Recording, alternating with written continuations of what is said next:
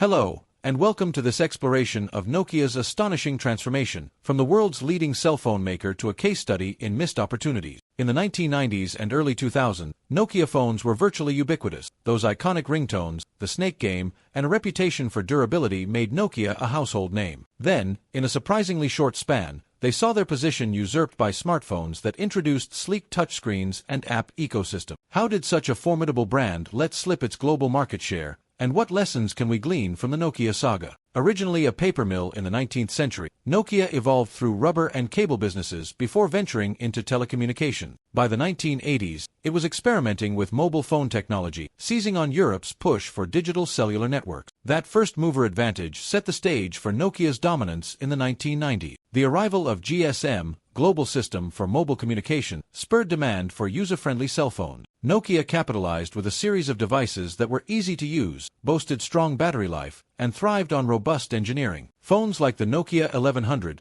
one of the best-selling handsets in history, cemented the brand's reputation for reliability, making Nokia nearly synonymous with cell phones in many regions. Anticipating the rise of smartphone functionalities, Nokia co-developed the Symbian operating system for advanced devices. Series 60 phones, like the Nokia 6600, offered early access to apps, web browsing, and multimedia. While innovative for the time, Symbian never fully streamlined the user experience in the same way iOS or Android would eventually do. Everything changed in 2007 when Apple introduced the iPhone, a sleek multi-touch smartphone with a robust third-party app ecosystem. Suddenly, the game was about intuitive touchscreen interfaces and rich software experiences. Nokia, long reliant on hardware durability and incremental upgrades, struggled to match Apple's user interface breakthroughs. Not long after Apple upended expectations, Google launched Android, offering an open-source platform embraced by multiple hardware manufacturers. Samsung, HTC, and others produced varied Android devices at different price points, capturing large swathes of the market. Nokia hesitated to pivot from Symbian to Android, fearing it might lose its identity or cede control. In retrospect, many critics argue Nokia's leadership underestimated how rapidly user interfaces and app ecosystems would sway consumer preferences. Internally,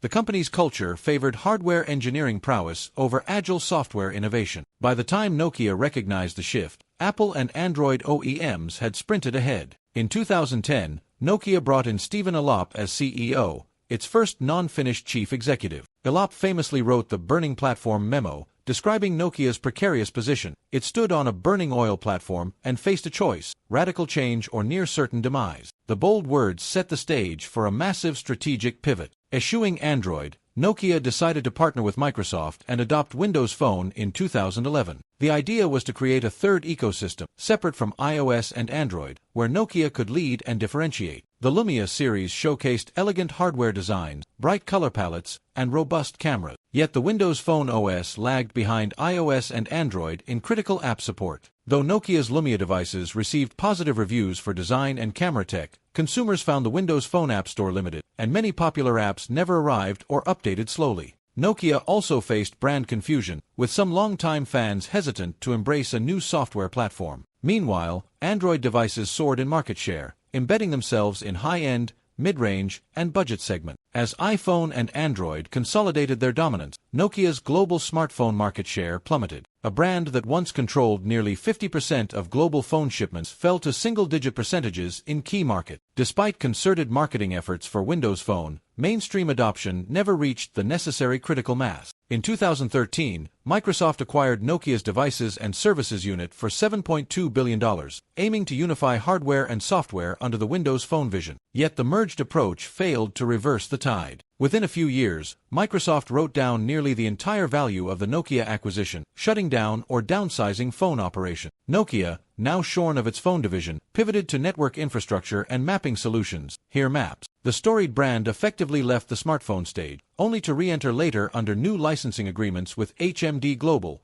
though with far less market clout. In technology circles, Nokia's demise as a smartphone titan is often attributed to strategic inertia, poor software user experience, internal politics, and a failure to see how drastically the iPhone model would change consumer demands. The Windows Phone partnership came too late and lacked the ecosystem synergy needed to challenge iOS and Android. Nokia exemplifies how leading in one era can blind a company to disruptive changes. Technical brilliance in hardware design offered little advantage once user-centric software and app ecosystems became paramount. Nokia had early glimpses of smartphone tech via Symbian and Mimo/Migo, but never unified them into a compelling, modern experience. Companies that rest on their laurels risk being overtaken. Nokia's internal structure, once effective for mass hardware production, struggled to adapt to a nimble software-driven environment. Decision-making processes and corporate culture can hamper quick innovation when new user paradigms arrive. Opting for Windows Phone, Nokia bet on a third-party OS that lacked traction, instead of harnessing the massive momentum of Android. Perhaps forging an Android alliance or accelerating its own OS might have yielded different outcomes. The Nokia story underscores how crucial it is to align with prevailing ecosystem, particularly in the fast-moving consumer tech realm. Even with huge brand loyalty and a talented workforce, Nokia's smartphone downfall showed how swiftly markets can shift. Scholars and business schools now teach Nokia's decline as a cautionary tale. No giant is immune from disruption,